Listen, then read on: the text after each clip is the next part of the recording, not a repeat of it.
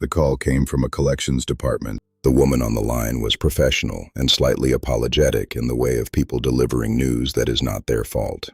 She informed me that I was 92 days delinquent on a mortgage I had no knowledge of taking out. I said, "I think there's been a mistake." She read me the address. I did not recognize it. She read me the origination date, 3 years ago, almost to the month. She read me the loan amount, $187,000. I said, "I have never owned property at that address." She asked if someone might have used my information without my authorization.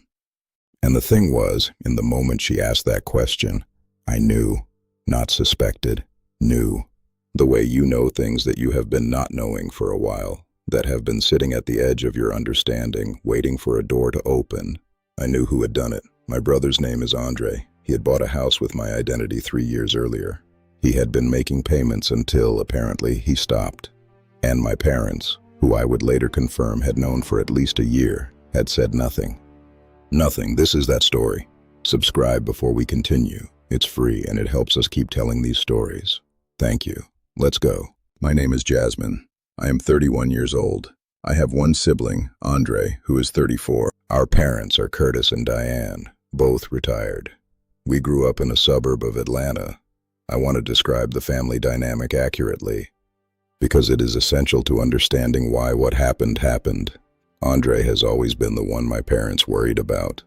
Not in a clinical sense. He was not ill, not in genuine crisis, but he had a quality of not quite landing, jobs that didn't stick, relationships that fell apart, plans that were bold in conception and weak in execution. My parents spent a significant portion of their emotional and financial energy managing his trajectory, cushioning his landings, hoping each new chapter would be the one that finally clicked. I, by contrast, had landed. I worked in healthcare IT. I had a good credit score, had been building it carefully since I was 22, because I knew I wanted to buy property eventually. I paid my bills early. I had an emergency fund. My parents were proud of me, in the way they were proud of Andre, but the anxiety they brought to Andre they did not bring to me. I was the one who was okay. The energy went where the urgency was. This is important. I don't think my parents are bad people. I think they made terrible choices in the service of protecting the child they were most afraid for, at the expense of the child they believed could handle it. I am still working out how I feel about that. 3 years before the bank called me, Andre had wanted to buy a house. He had found a property, a small single-family home in a suburb on the south side of Atlanta. The price was $187,000. For a man with Andre's credit history, conventional financing was not available. His credit score was, according to what I later learned, below 550. Mine was 791. I don't know exactly how he obtained the necessary documents. I know he had access to some of my information. We'd shared a household briefly 6 years earlier. I know that he obtained additional information through means I still don't completely understand. He took out a mortgage in my name. He moved into the house. He made payments for nearly 3 years, then he stopped. I did not sleep after the bank called. I spent most of the night pulling my credit reports, reading the mortgage documents the bank emailed me at my request, and constructing a timeline. The loan had been originated 3 years earlier. I had been entirely unaware. In that period, I had applied for my own apartment lease, for a car loan, for a credit card increase. None of those applications had triggered flags because Andre had been current on the payments. The mortgage appeared on my credit as an active account. I simply hadn't looked at my full credit report closely enough to notice a line item for a property I didn't know I had. I was meticulous about my credit monitoring. I had alerts set for new accounts. I do not know how this slipped through, and I have since learned that third-party monitoring services miss things. I am telling you this because I don't want you to think I was negligent. I was careful. Not careful enough, but careful. By 4 in the morning, I had confirmed this was my credit, my name, my social security number. The property at that address had a different name on the deed, not my name. Not my name, which was the most technically confusing part. But the mortgage was unambiguously mine. I knew whose address it was. I had been to a cookout there 18 months earlier. I had not known when I pulled into Andre's driveway that I was technically the mortgagee. I called my parents at 7 in the morning. My father answered. I described the situation. I used measured language. I told him what I had found and asked him directly, "Did you know about this?" A pause. The pause was a paragraph. He said, "Jasmine, I need you to let me explain." I said, "Dad, did you know?" He said he had found out about a year ago. He said he and my mother had tried to help Andre get caught up. He said they had been planning to tell me once things stabilized. I said, "For a year, you knew for a year." He said he was sorry. He said he had been trying to protect both of us. I said, "You can't protect both of us when one of us committed a crime against the other one. That is not a neutral situation." He had no answer for that. I called Andre an hour later. He answered. He knew why I was calling. My father had already reached him. He opened with an apology. I let him give it. Then I asked him to explain what had happened from the beginning in his own words. He talked for 20 minutes.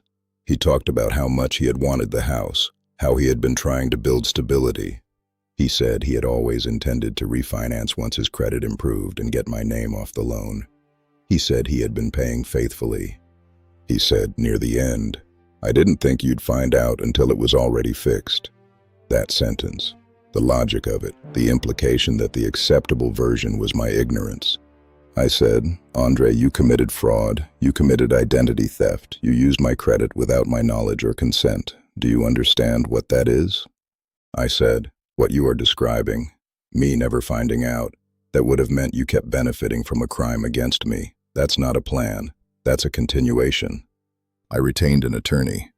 A criminal defense attorney had referred me to a civil attorney who specialized in identity theft. My attorney gave me a clear assessment. I had strong grounds both civilly and criminally. The identity theft had caused me direct damages. I was now affecting my credit score, and which I was technically liable for as the named borrower. Repairing this was going to require significant legal work. She also told me something I needed to hear, that family relationships do not change what the law says about identity theft. My feelings were separate from my rights. I also filed a report with the FTC. I reported the fraudulent mortgage to the credit bureaus with full documentation. I hired a specialist. I notified the bank. I did not, at that point, file a police report. I am going to tell you why and what happened later. Chapter 7. My parents' response. My parents called every day. Their approach evolved through several phases. Phase 1 was explanation. They told me again what they had told me already. Phase 2 was negotiation. They asked what I needed, what could make this right, whether there was a path forward that didn't involve legal action against Andre. Phase 3 was pressure. My mother told me that filing criminal charges would destroy Andre's life, that no mother could watch her child go to prison. I want to say something about Phase 3 that I think is important. My mother was asking me to absorb the consequences of a crime committed against me. It is not a reasonable request. It is an enormous request dressed in the language of family. My attorney negotiated an arrangement with Andre. The terms: Andre would immediately cure the mortgage delinquency. He would refinance within 12 months. He would execute a document acknowledging the fraud and releasing me from any liability related to the property. He would provide me with $15,000 in damages. My parents co-signed the agreement on his behalf. Effectively, they were guaranteeing his performance.